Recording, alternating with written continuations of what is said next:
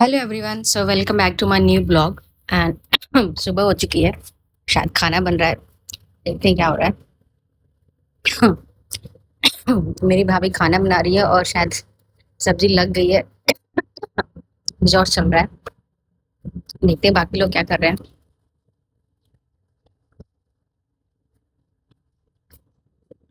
अब आए हैं मम्मी पापा के पास। मम्मी क्या हो रहा है? लाइट्स इन्होंने ऑफ कर रखे हैं। ब्लॉग बना रहे हो? हाँ भैया ब्लॉग बनाएंगे। मम्मी कह रही है हम भी अब ब्लॉगिंग करेंगे, ब्लॉग्स बनाएंगे अभी। अच्छा, ठीक है, चलते हैं कहीं और। इनको आराम करने देते हैं। मम्मी पापा अभी आराम कर रहे हैं तो उनको छोड़ देते हैं, आराम करे थोड़ा सा। आप देखते हैं आज क्या बनाए कुछ नया। आज मैं सोच रही हूँ मेरे पास ब्रेड पड़ा हुआ है, तो मैं ब्रेड का ना वो बना लेती हूँ।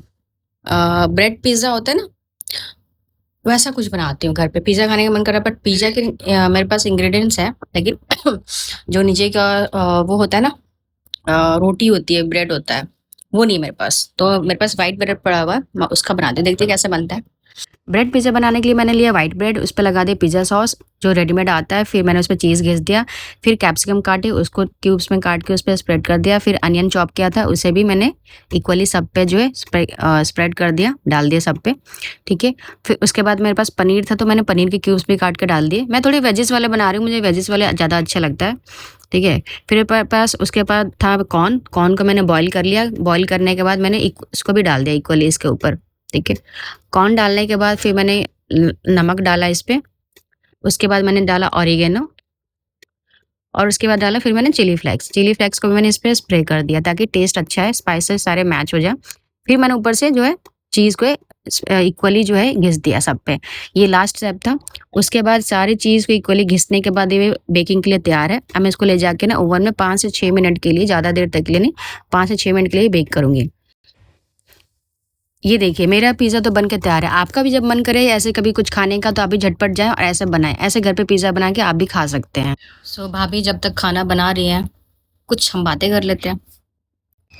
वैसे आज मैंने नाश्ता कुछ खास नहीं किया। नाश्ते में मैंने किया है सत्तू घोल के पिया है। आप सत्तू लिया, इसमें हल्का सा प्याज काटा, मिर्ची, हरी मिर्च ऑप्शनल है, इसको स्पाइसी पसंद है। वैसे हरी मिर्च जो है खानी चाहिए गर्मियों में, इससे डाइजेशन ठीक रहता है। और प्याज, इससे आपको गर्मी कम लगती है, लू वगैरह जिसको बोलते हैं नहीं लगता है। तो प्याज, कच्चा प्याज खाना चाहिए गर्मियों में। सो मैंने लिया था उसमें सत्तू लिया था, उसमें डाला था हल्का सा प्याज, हरी मिर्च, धनिया पत्ता और जलजीरा डाल दिया था। तो जलजीरा से क्या हो गया, थोड़ा चटपटा भी हो गया था। नमक डालने की मुझे जरूरत नहीं पड़ी, मुझे ज्यादा वैसा सॉल्टी चीजें पसंद नहीं है, तो ज्यादा नमक नहीं खाती मैं। उस पे से मैंने डाला नींबू। क्या ही स्वाद आ रहा था। अगर पुदीना पत्ता डालते तो और ज्यादा स्वाद आता उसका। नेक्स्ट टाइम उसमें क्या है, शाम को फिर बना के पी लेंगे या फिर कल पियेंगे। तो आजकल मतलब गर्मी इतना है ना कि नाश्ता कुछ खाने का मन नहीं कर रहा, बस ऐसा लगता है ना कुछ पीते रहो, ड्रिंक्स वगैरह कुछ भी, कभी जूस, कभी नींबू पानी, कभी ग्लूकोज, कभी कुछ पीने का ज्यादा मन करता है। लिक्विड चीजें ज्यादा खाने का मन कर रहा है, पीने का मन कर रहा है। आज तो घर में सभी लोग अपने अपने काम में व्यस्त हैं, अभी कोई नहीं जो मुझसे बात कर सकता है। सो मैं सोच रही हूँ मैं खुद से ही बातें कर लूँ आज, क्योंकि मम्मी पापा खा पी के रेस्ट कर रहे हैं, भाभी खाना बना रही हैं, बाकी लोग हैं वो अपने अपने मोबाइल में लगे हैं, काम में लगे हैं, मैं ही खाली हूँ। तो मैं खुद से बातें कर लेती हूँ आज। तो बात यह है कि मैं आज आपको ना एक और हॉरर स्टोरी सुनाती हूँ। मेरे पास ना हॉरर स्टोरी ही मिलेगी आपको, क्योंकि मैं हॉरर मूवीज बहुत देखती हूँ। मुझे बहुत इंटरेस्ट है कहीं पे भी। इनफैक्ट मुझे स्टोरी सुनने का बहुत शौक है भाई, बहुत स्टोरी सुनती हूँ मैं।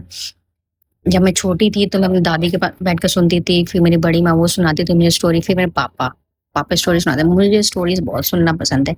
पढ़ना मुझे उतना कुछ खास पसंद नहीं है। कोई सुना दे सुन लेती हूँ पढ़ के, बट पढ़ने में फिर जब हम खुद पढ़ते हैं ना, मजा नहीं आता। फिर हम देखने में मुझे विजुअल चीजें ज्यादा समझ में आती है, सुन के और देख के। पढ़ के तो ऐसा लगता है कि फिर उसमें ना, फिर आप पढ़ते जाते हो, उसको एंजॉय नहीं कर पाते हो। बाकी ये मेरा परसेप्शन है मेरे लिए, बाकियों का पता नहीं। सो मेरे गाँव में क्या हुआ था, जब मैं शायद 7-8 साल की होंगी, तो मेरे गाँव में ना एक छोटे से 5-6 साल के बच्चे को किसी ने किडनैप कर लिया था, ठीक है?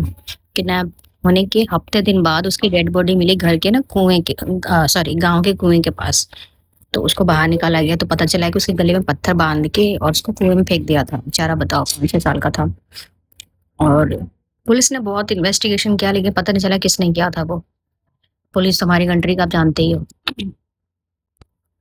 तो जब उसकी डेड बॉडी मिली तो हम लोग सब ना, मतलब मैं स्पेशली, वहाँ पे एक फैमिली, राजपूत फैमिली रहती थी, तो उनकी छत पे चढ़ के मैंने उनको देखा और उसकी डेड बॉडी को मैंने देख लिया। उसके ना वो था, वो लोग शायद मुस्लिम थे, हाँ, तो वो लोग दफनाते हैं ना, तो उसकी डेड बॉडी मैंने देख ली वाइट।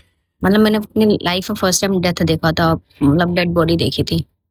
वो मेरे नज़र में इस तरह से बैठी थी कि मैं कहीं पे बैठूँ। और हुआ क्या था, वो जो लड़का मरा था, वो हमारे साथ स्कूल में पढ़ने जाता था, हमारे साथ ही जाता था वो। तो और उस दिन भी वो ऐसा हुआ था कि वो हमसे मिला था, बातचीत हुई थी। देखो तो ना माइंड में पिक्चर सा बन जाता है। और अचानक से हफ्ते दिन बाद उसकी डेड बॉडी, तो वो दिमाग में घूमता रहा, घूमता रहा, घूमता रहा। उसकी डेड बॉडी मेरे दिमाग में इस तरह से बैठ गई कि भाई मैं कहीं पे भी आँख बंद करूँ ना, मुझे वो डेड बॉडी ही दिखे, ऐसे व्हाइट-व्हाइट सा दिखा है। फिर कभी-कभी लगे जैसे वो करीब आ रहा है, चलते आ रहा है, चलते रहे। मेरे दिमाग में इतना बैठ गया था, इतना बैठ गया था। उस समय कितने साल के थे? 7-8 साल के थे। तो और ज़्यादा मेरे अंदर फ़ियर होगा उस चीज़ को लेके। बैठे-बैठे रहती थी, मैं क्यों चिल्लाना शुरू कर देती। फिर ठंडियों में लोग आग जला के सेकते हैं, तो हम ऐसे ही सेक रहे थे। मैं थी, मम्मी, मेरी बड़ी माँ बैठे हुए थे सब। ऐसे मैं फिर से चिल्लाने लगा, "अरे! आ रहा, आ रहा, पास आ रहा है, पास आ रहा है।" फिर उन्होंने कहा, "इसको क्या हो गया?"